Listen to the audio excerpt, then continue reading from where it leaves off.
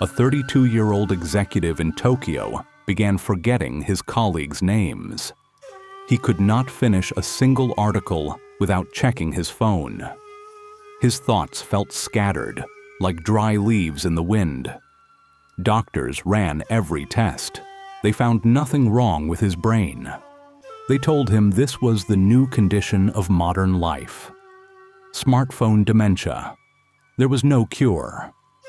He spent thousands on brain training apps, supplements, even cognitive therapy. Each new solution promised clarity. Each one delivered more screens, more notifications, more noise.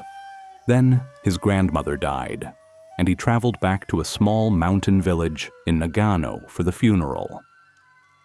There, he met an old neighbor, a man who had lived in the same house for 70 years. The old man noticed how the young executive could not sit still for even 5 minutes without reaching for his phone. So he taught him something so simple it felt absurd. Within 6 weeks, the executive's memory returned. His focus came back. His mind felt clear for the first time in a decade. What if smartphone dementia is not actually dementia? What if your brain is not broken, just starving? What if everything you have been told about restoring focus through more apps, more tools, more screens is exactly what is keeping you trapped?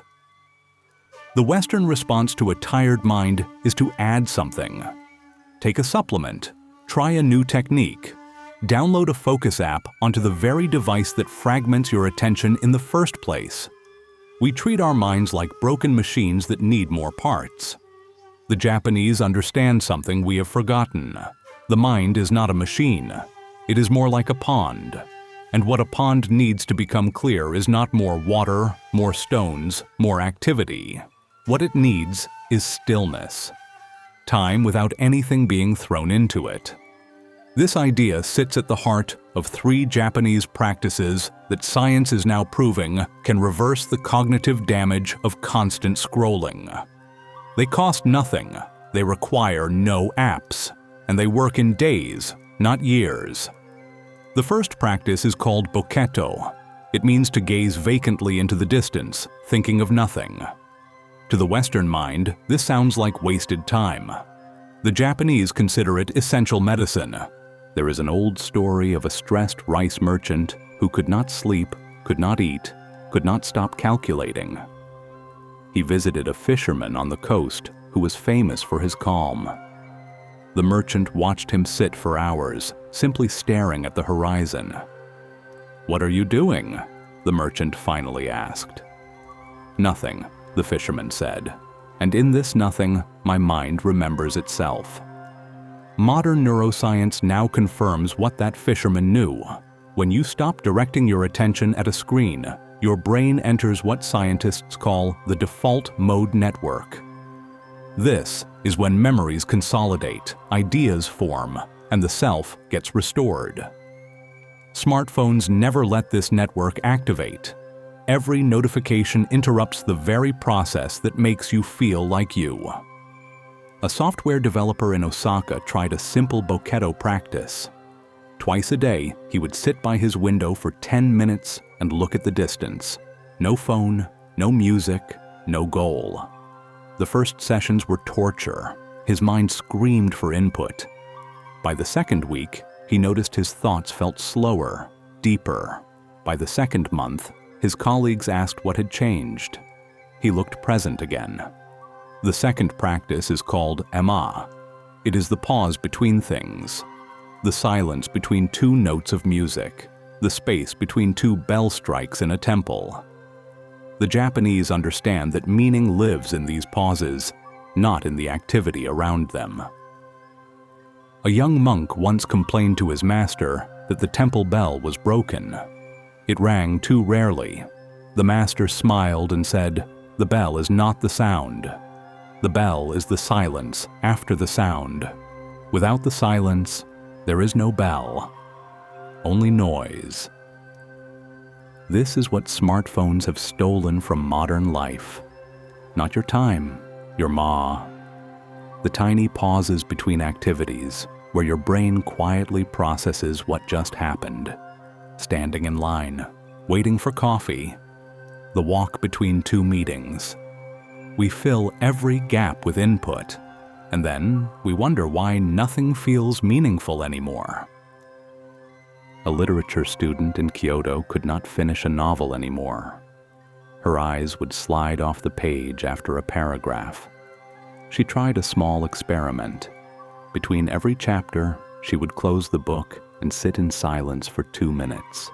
Just 2 minutes. Within a week, she was reading for an hour without distraction. She had not trained her focus. She had returned the pauses her mind needed to digest what it was taking in.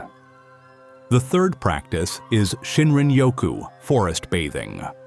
The Japanese government formally researched this in the 1980s and found that simply walking among trees lowers stress hormones, restores attention, and resets the nervous system.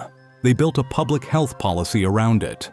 But you do not need a forest. You need what the forest provides: slow input, soft sounds, variable but gentle visual texture. The opposite of a phone screen, which delivers fast, sharp, repetitive input designed to capture your attention and refuse to release it. A graphic designer in Sapporo who suffered debilitating mental fog began walking a small park near her apartment for 30 minutes each morning. No headphones, no phone, just slow walking and slow looking. Within a month, her ability to think in long arcs returned. Within 3 months, the fog was gone. She had not cured a disease. She had given her nervous system what it had been begging for. Imagine your mind as that pond again. Every notification is a stone thrown into the water. Every scroll is another stone. Every check of your phone, another. You have spent years standing at the edge of your own pond, throwing stones, then wondering why you can no longer see the bottom. Boketto is what happens when you stop throwing. Ma is the moment between two stones. Shinrin-yoku is walking away from the pond entirely so the water can settle on its own. Notice that none of this is about fighting your phone. None of this requires willpower. The Japanese never ask you to defeat the device. They simply give your mind what it has been starving for, and the device loses its grip naturally. The Tokyo executive who could not remember names. What did the old neighbor in Nagano teach him? He took the executive's phone and placed it in a wooden box. He pointed to a bench in the garden facing the mountain. He said, "Sit. Look at the mountain. Do nothing. When your mind tells you this is wasted time, sit longer." 20 minutes a day. That was the entire practice. No app, no technique, no optimization, just the ancient permission to do nothing in a world that has forgotten how. 6 weeks later, his memory returned.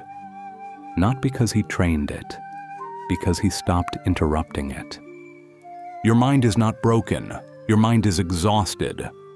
The same way a field becomes barren when it is never allowed to rest, your attention has been farmed without a single fallow season for years.